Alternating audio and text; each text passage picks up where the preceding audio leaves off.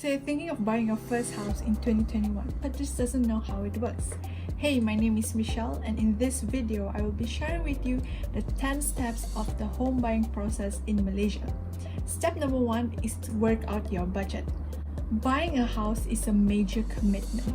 There's no point of searching for a home without knowing what your budget is.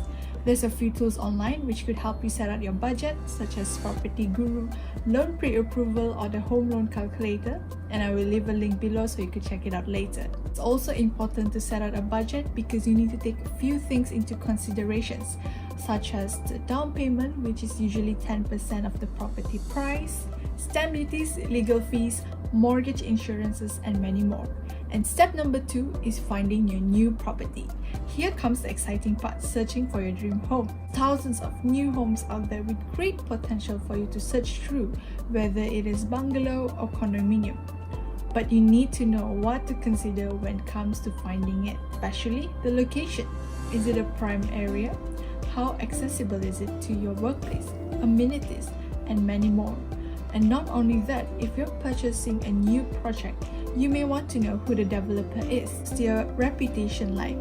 It does sound like a lot of work, and this is where a real estate negotiator like me comes in, where we give you as much information as possible about the property before you make the purchase.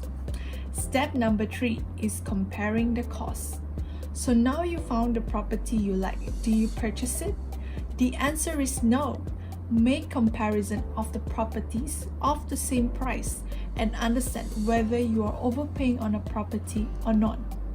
Few places that you could check to get an insight on the property costs and trends include Property Guru Area Insider, National Property Information Center, Valuation, and Property Services Department. Step number 4 is securing financing or loan.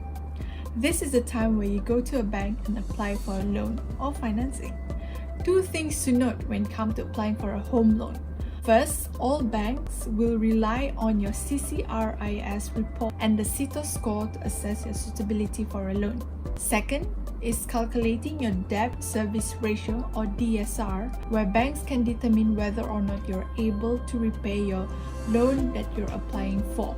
Once your loan application is approved, you will sign the letter of offer, which states the agreement on the prices and terms. Step 5 is choosing your lawyer.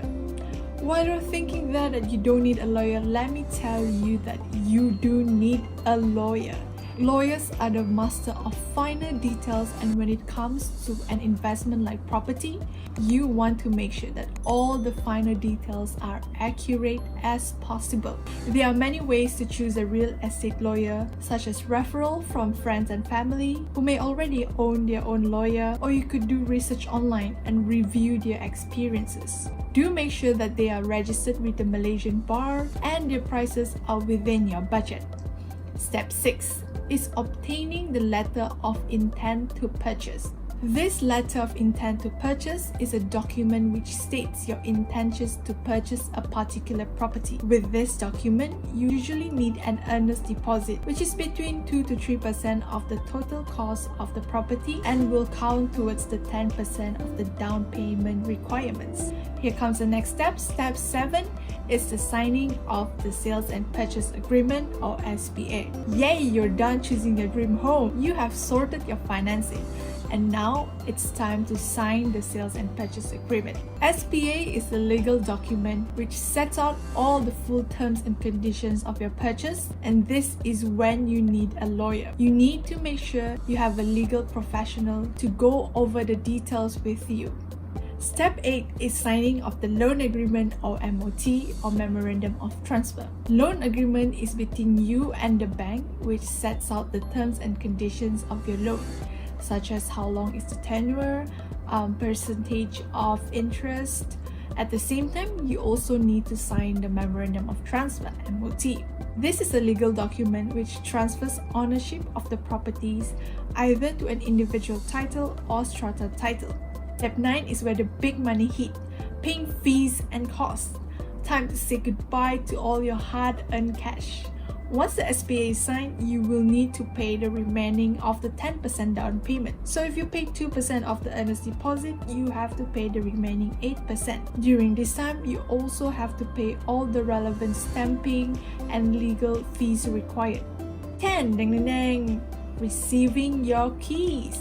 The time has finally come. Now get the keys and have your own home. During this time, you have two things to do. First is to complete the Notice of Vacant Possession, VP, which must be completed within 36 months of signing the SPA for strata titled property or 24 months for an individual titled property. After that, you will also receive a certificate of completion and compliances (CCCs) that will be issued by the local authority to say that your property is safe and fit for habitation. That's all the 10 steps you need to know when it comes to buying a house. I hope it helps all those first home buyers to have a smoother journey towards getting their first home. That's all for today. Bye!